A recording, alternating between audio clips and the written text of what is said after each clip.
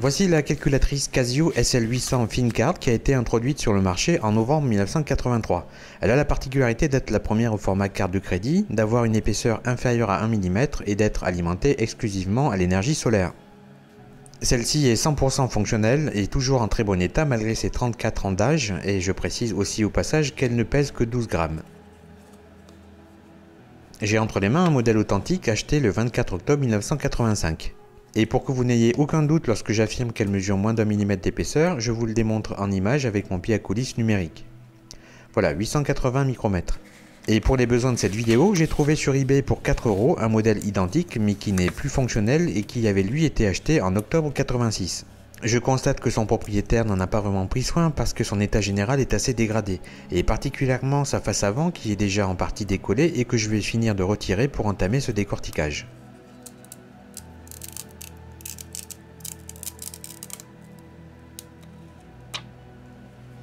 Je retire ensuite la seconde couche qui est une très fine pellicule de métal et de plastique transparent collée à même le circuit imprimé qui fait office de protection et de maintien en place de l'ensemble. Voilà, on a maintenant le champ libre pour analyser sa conception.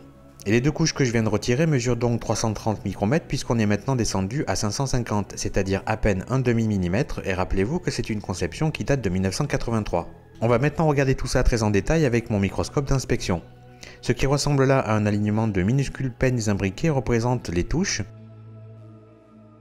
Et ceci est le microprocesseur sur lequel nous allons revenir longuement dans un instant. Ce que vous voyez là sont des condensateurs de découplage à la conception un peu particulière puisqu'ils sont aplatis. En fait, à cause de la contrainte d'épaisseur, ils n'ont pas pu utiliser des condensateurs CMS conventionnels qui n'auraient pas permis à la calculatrice de rester en dessous du millimètre d'épaisseur. Donc, tout ce qu'ils n'ont pas pu mettre en hauteur, ils l'ont mis en largeur. Et voici comment sont répartis les 550 micromètres, et on peut aussi apercevoir que le circuit imprimé est composé d'une couche interne de cuivre.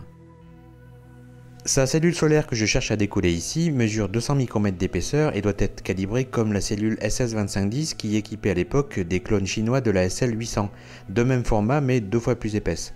Elle délivrait une tension de 1,5 V pour 6 microampères. On a une référence au dos mais rien de bien probant en termes de documentation. Le reste de cette micro-inspection va donc être consacré à la pièce principale de cette calculatrice, son CPU ultra fin. Il est constitué de 44 broches en tout et son circuit intégré mesure 4 mm de côté, soit une surface de 16 mm². On peut observer que les broches sud et est sont en lien avec le clavier,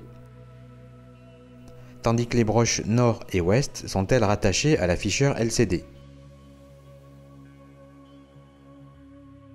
Passons maintenant sous la loupe binoculaire pour observer le circuit intégré d'encore plus près. Ce qui est intéressant avec ces circuits d'époque, c'est que contrairement aux circuits intégrés actuels, leur finesse de gravure permet encore une observation détaillée à partir d'un système optique comme un microscope de surface.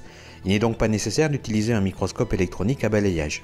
Alors déjà, en faisant le tour, je constate que la surface de la puce de silicium est recouverte d'une substance translucide et j'ignore encore si elle est dure ou gélatineuse, mais on va être vite fixé.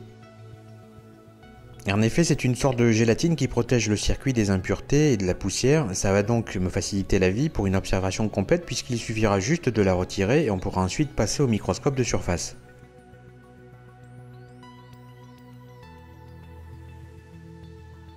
Voilà, vous avez là la surface nettoyée du mieux que je peux pour pouvoir maintenant l'inspecter à de très forts grossissements. Nous voilà en survol au-dessus de ce circuit intégré de 4 mm de côté. Le microscope filme à son plus faible grossissement x 40. Le fabricant NEC a posé sa signature et D1829 est la référence. J'estime que cette architecture de circuit intégré est composée d'environ 20 à 25 000 transistors, ce qui n'est pas énorme pour l'époque puisqu'un CPU Intel 8286 de 1982 en comptait déjà 134 000, mais pour une calculatrice de cette gamme c'est amplement suffisant. Je change d'optique pour passer à un grossissement x600, ce qui nous permet d'observer quelques-uns des transistors dont la distance qui sépare leurs électrodes source et drain est de l'ordre de 1 micron. L'objectif de cette courte vidéo n'est pas de détailler toute cette circuiterie, ça prendrait pour ça pas mal de temps. Elle vous permet surtout d'avoir une bonne idée de ce que la technologie nous permettait déjà à l'époque en termes de conception de circuits intégrés. Merci de l'avoir suivi jusqu'au bout et à la prochaine.